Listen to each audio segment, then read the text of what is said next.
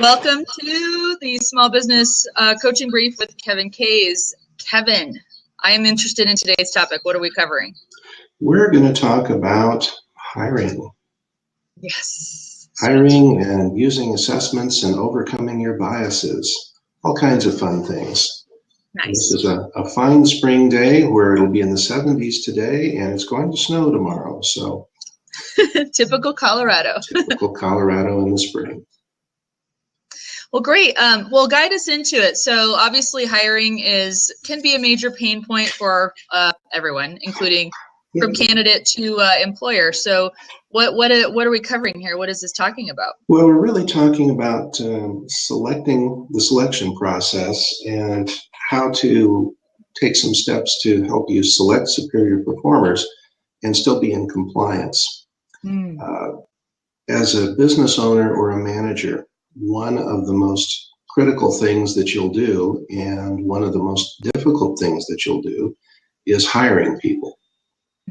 There are a number of factors that conspire against you and actually make it difficult for you to find the best person for the job. And we'll talk about a few of them today. Let's say they're barriers. There are a number of barriers between your being able to accomplish that task and hire the best person. And perhaps the biggest barrier that as a hiring manager or business owner who's hiring someone you need to overcome is bias. And not in a pejorative sense, but it's your personal bias. It's your personal values, your personal value system. It's made up of your experience, your knowledge of the business, economics, a variety of other things. And you're going to be interviewing people and perhaps hiring people who have a different worldview. That doesn't mean that they're the wrong person for the job. We see a lot of cases where if you hire a number of people that essentially think the same way, you can get into real trouble with what we call groupthink. Where everyone has the same worldview and it closes off a portion of the business or opportunity to them, or it closes off just a different way of thinking about a particular problem or situation. And there are many laws in place now that prevent or outlaw bias in the hiring decision. So the majority of us as hiring managers now know the things we can and can't do. But you've still got that, what I would call the unknowing application of bias. And it's when you interview someone and it's, I really like that person, or I'm not sure if I like that person. And you have to think why. Is it something about them that just runs counter to your personal bias that may not affect how they do their job at all? Because what you're really looking for is someone that not only has the skills, but also brings a number of good values to the job. Particularly, I'd like to point out personal accountability, and we'll bring that back in later in the discussion. But accountability when you're hiring someone is key. You know, I was reading through this too. I really liked, and I think this drives to the bias that you may not realize you're applying, is that you're not out to clone people. And I feel like that's an unconscious decision. Like, I want someone just like employee A, so that's who I'm going to find. And instead you could be trying to find employee, F, not F is a bad grade, but, just a random other person who can be a top performer. They may be very little, to have little similarity to that top performer, and you're not trying to clone people.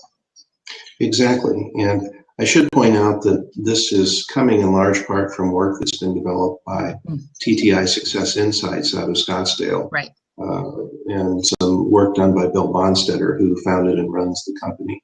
I'm an agent. In the interest of full disclosure, I am an affiliate of TTI.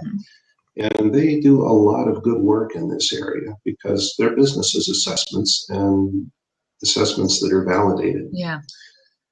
And one of the things that he points out initially in looking at this is a strong brand can carry a weak performer. So you take a famous brand like a Xerox or a Dell, that brand is so powerful it opens the door and sometimes closes the sale on its own.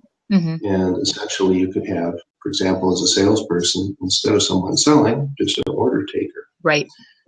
So there's a very cautionary note there that if you do have a group of people and you're going to benchmark what you're looking for, you really need to do it by looking at the requirements of the job, not necessarily the pool of people that you have. This is not so much an issue with small business because you don't have a large pool of people to look at.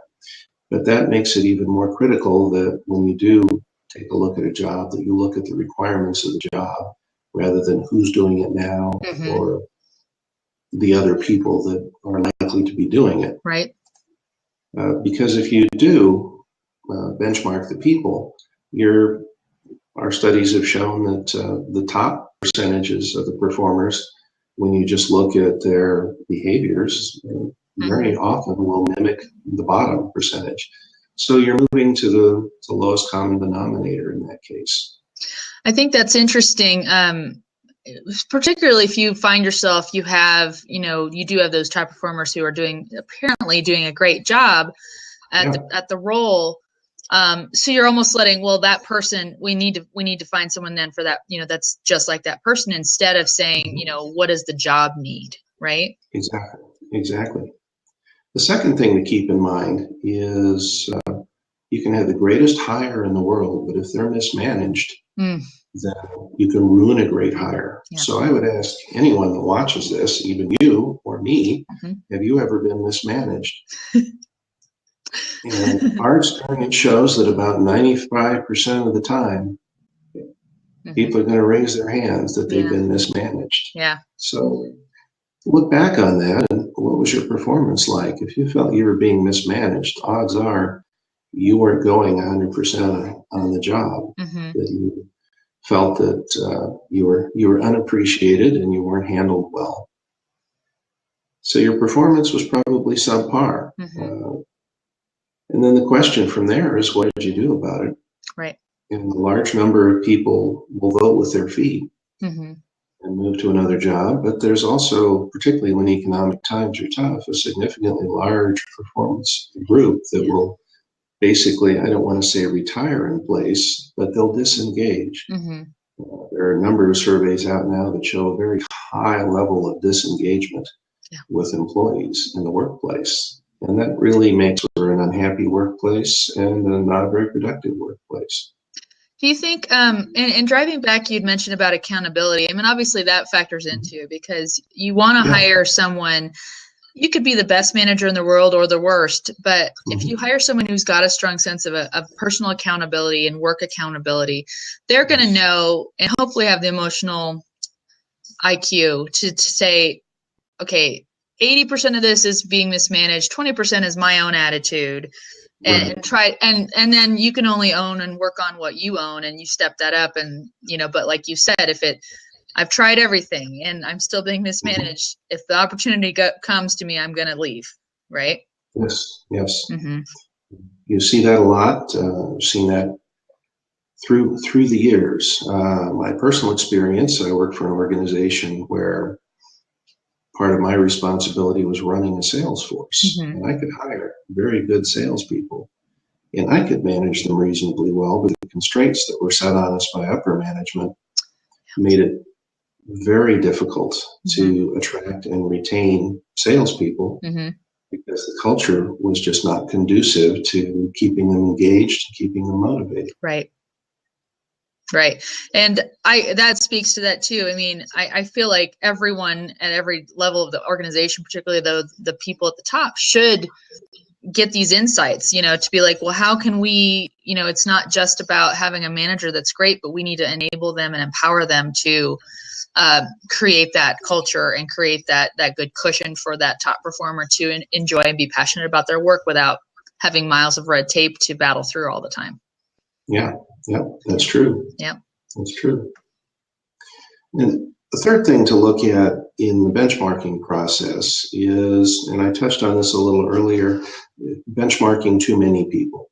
So if you've got not necessarily the case in small business, but say if you've got a group of 10 people or so, just benchmark and look at the behaviors of the top one or two. Because if you move to a larger group, then your behaviors are going to move toward the average. Mm-hmm. And the average is not what you're looking for. You're looking for the top performers, the people with the potential to be the top performers in that group. Mm-hmm. You don't want to hunt for an average performer. Mm-hmm. Yeah, and so does it have any recommendations for like, if like based on how large of a team you have, what Mm-hmm. percentage to then benchmark for a particular kind of job? Actually, not even that. It goes to a different way, because what this drives toward is you don't necessarily benchmark the individuals. Mm. You benchmark the job. Ah. Because if you are looking at individuals, you do look at your superior performers, but only look at the very top. Only look at the top 1, 2, or 3 people, not necessarily a larger talent pool. Mm-hmm. So if you do that, then you isolate more of what it is you're looking for Mm-hmm. in those particular individuals. Because I'll move to the next point here, because it addresses that, which is if you don't use an assessment, it limits your ability to select your superior performers, because you want to look not just at the behaviors, Mm-hmm. but you want to look at their motivators. What motivates these people? And that's where personal accountability comes in. That's where drive comes in. Mm-hmm. That's where it really tells you more, not just about how the person acts, but why the person acts that way. Mm-hmm. And that's where the rubber meets the road. It's determining things such as personal accountability, mm-hmm. their desire to do a good job. What are they motivated by? Particularly if you've got someone, say, in a sales position, you want someone that's motivated by the thrill of closing the sale, mm-hmm. as well as the utilitarian aspect of, if I sell more, I make more. Right. And if I treat my customers properly, I'll sell more. Now, Kevin, to that point, I think in there too, it talked about, using these assessments. It talked about the 4 quadrant assessments, like a DISC test and stuff. But one thing it said to be wary of, I think, are you going to see one particular kind of job always come from the same assessment, like result of a quadrant type of test, or what are we looking at? Not necessarily. And in particular, the assessments that work better, actually, the 4 quadrants are limited to just the behavior. Right. When you move into the motivators is when you start to see what's different. Mm-hmm. And it may be different with different companies. Mm-hmm. Because the next thing that I'll talk about relates closely to this. And one of the problems that you will have here is if you don't let the job talk. If you don't take a look at what the job needs, as opposed to looking at the people that are in it. Mm-hmm. You can get some ideas from looking at the people that are doing it successfully, but it makes a lot of sense that let's take a look at the actual job. What are its responsibilities?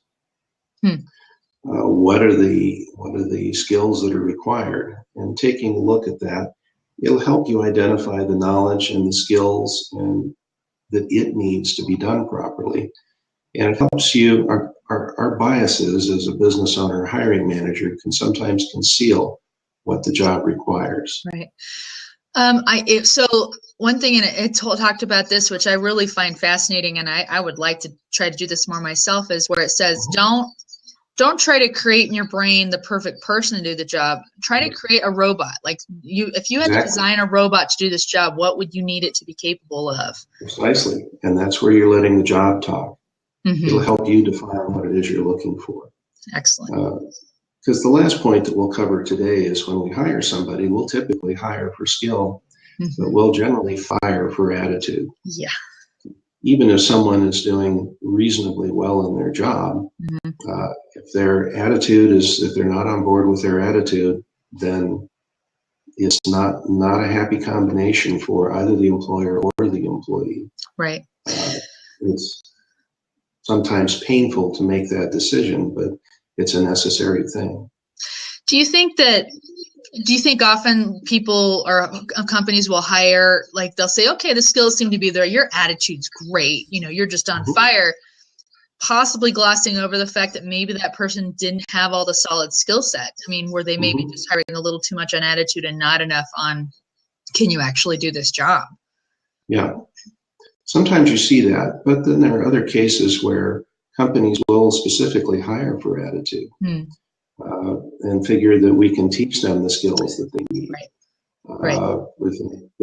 Bill in his article gives the case of he was looking for a programmer that really was getting passed over in other organizations because they didn't think they had the necessary skills. But in this case, his skills were good enough, but he had a great attitude, and he was hired, and they taught him the skills that he needed. He was still on board and is one of the lead programmers and has been for many years. I think that's great. And I have seen articles like that too, where it says, you'd rather have someone who's got that baseline, I can do it, I can learn it, I will get it done for you. And then you can teach them pretty much anything, that they have a capacity to learn. So attitude counts. It sure does. Well, great. We are at the end of our 15 minutes. I know we've only scratched the tip of the iceberg, I think. Is that correct? Well, mixture metaphors, but okay. Yes, I did, didn't I? It's, we'll I need more coffee. We'll scratch some more of the iceberg next time. That's right.